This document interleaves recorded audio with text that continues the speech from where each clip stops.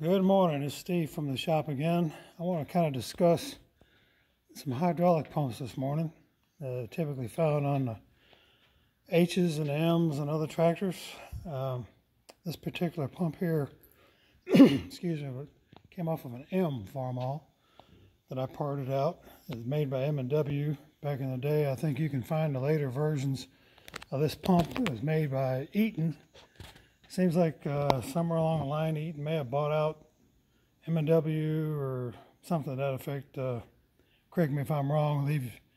Leave me some information there and some updates in the comments if you know any more about that. But anyway, this particular one here was an aftermarket M&W pump as opposed to the international pump typically found on the Super M, Super H's, 400, 450, 300, 350s.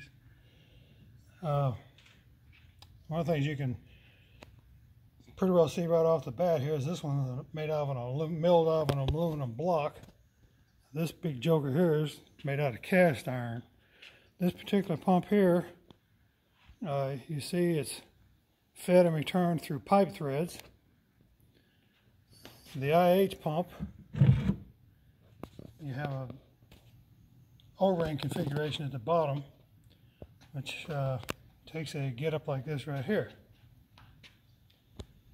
And there's a couple different configurations of this type of hookup that went under the bottom of this pump. Some of the configurations, this is metal pipes all the way out. Some of them are this block right here has nothing in it but threads. I've actually got one of those around but couldn't find it. I was going to show on the video here, but this particular pump here, as I mentioned, it had the pipe threads on here. You can see, if you come over here with me here, they had a type of fitting. They came up with a metal pipe. This particular one here is a suction, return line, suction line, whatever you want to call it, that went down into the old belly pump housing. Get a better view over here. You see that, as opposed to this. This was the return line.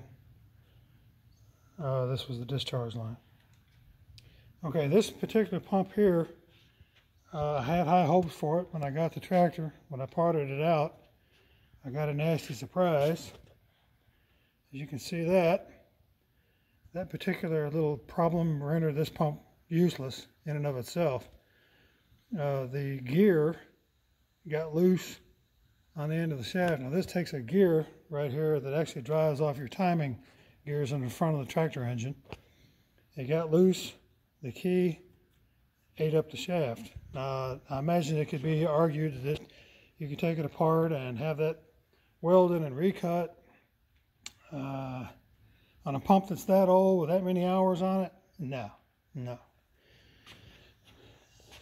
A lot of these pumps you'll find, either the M&W pump here or the Internationals, you'll have a mystery leak. See, on either one of these, your distributor will hook in to this end of the pump. As with this one, the distributor hooks in on this end of the pump. You'll have all kind of leaking under this area right here on either one of these pumps.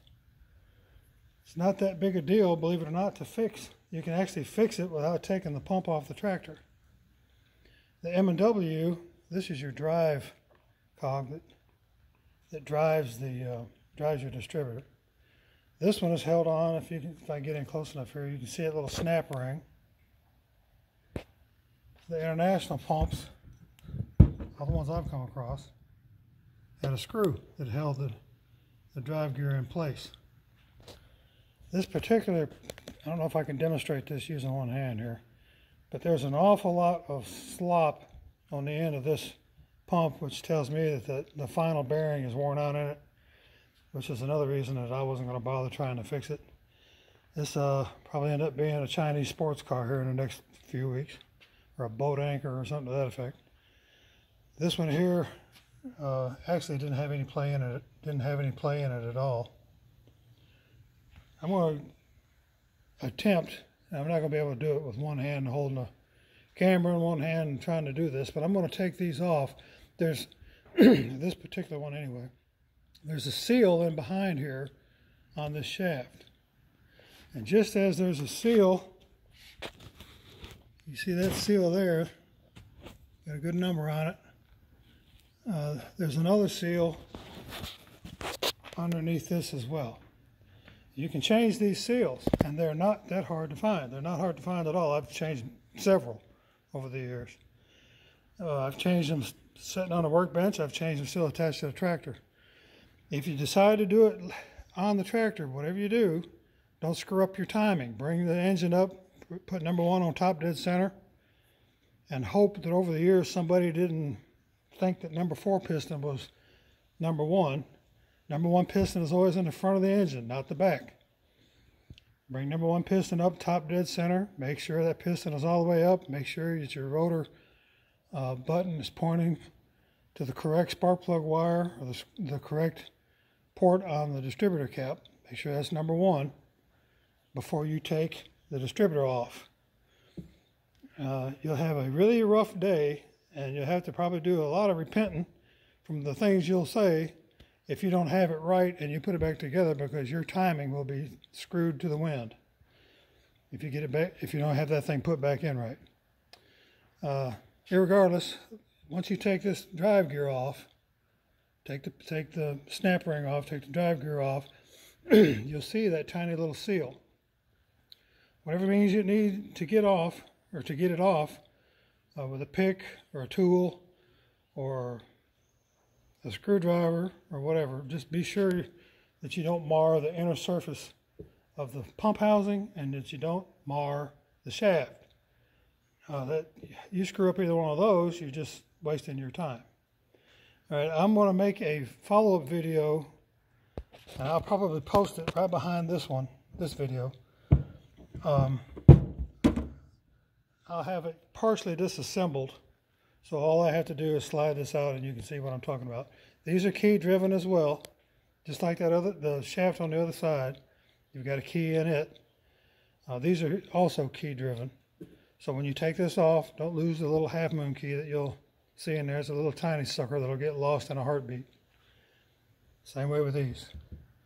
Now if you take these off on the workbench, you've got, get this up here, you've got the old-fashioned, what I always call just a bend-over lock washer, what it amounts to.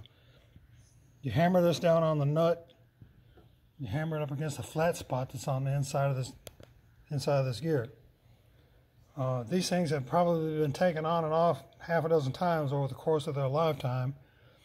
So, as you can see on this one, it's already been taken off and hammered back a time or two itself.